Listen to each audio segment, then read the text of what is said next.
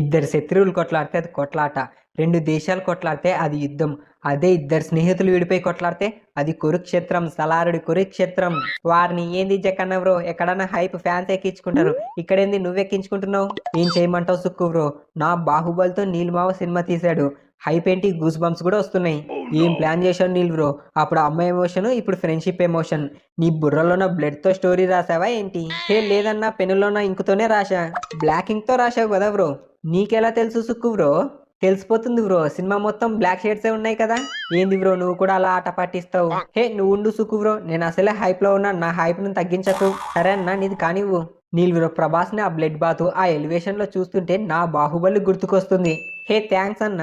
అవును నీల్ బ్రో, ప్రతి స్టోరీని బొగ్గు గనుల్లో కూర్చొని రాస్తావా ఏంటి? ఏంటి బ్రో అట్లా అడుగుతావు? Actually I don't like many colours. Sukku bro, ఏంటిది మధ్య మధ్యన అడ్డం రావడం? నేను మాట్లాడాలా వద్దా? సారీ అన్నా సారీ, తనకి తీరా మాట్లాడుకోండి.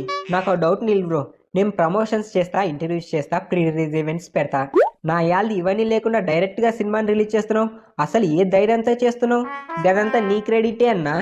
నాదా? అదేలా బ్రో? అవునన్నా, నువ్వు ప్రభాస్ కి బాహుబలితో ఇచ్చిన హైపు, ఎలివేషన్ తన తర్వాత సినిమాలకు కూడా కంటిన్యూ అవుతూ వస్తుంది. ఇప్పుడు ప్రభాస్ కి కటౌట్ ఒక్కటి చాలు. అయినా కొంతమంది అనుకోవచ్చు ఈవెంట్స్ ఏవి లేవు, ఒక సాంగ్ వచ్చిందని. కానీ డైనోసార్ ఉండగా మనల్ని ఎవడు ఆపేది? జగన్ ఎవరో, ప్రభాస్ గురించి నీకు ఒకటి చెప్పనా? తన మొఖాలకి ఇంజురీ అయినా దాన్ని తట్టుకుంటూ ఈ సినిమాని తీశాడు. రియల్లీ ప్రభాస్ డెడికేషన్ కి ఎన్ని టెంకాయలు కొట్టినా సరిపోదు. ఎస్ బ్రో, ప్రభాస్ లేకపోతే బాహుబలి లేదు. అవును జక్కన్న బ్రో, నువ్వు బాహుబలి తీయకుంటే సలార్ కూడా లేదు.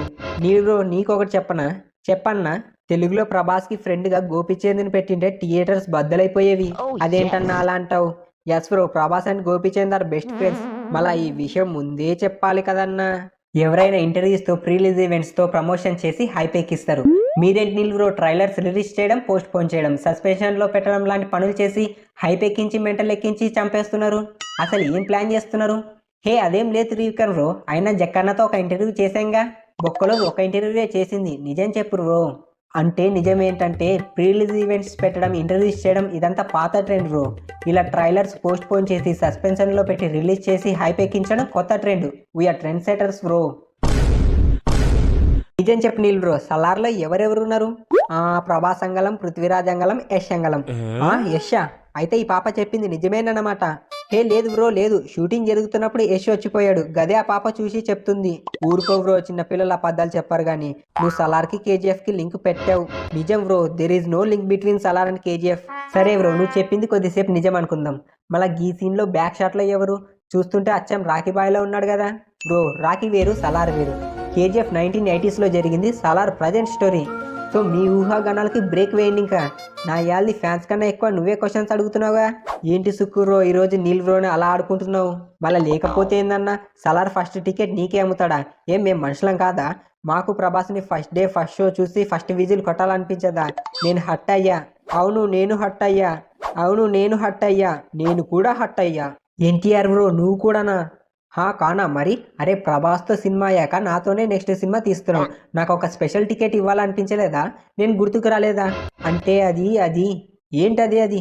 అరే ప్రభాస్ 3 ఫ్లాప్స్ తర్వాత ఒక మాస్ సినిమాతో వస్తున్నాడు, థియేటర్ దగ్గర క్రౌడ్ ఎక్కువ ఉంటుంది, నాకేమైనా ఒక టికెట్ ఇవ్వాలని అనిపించలేదా?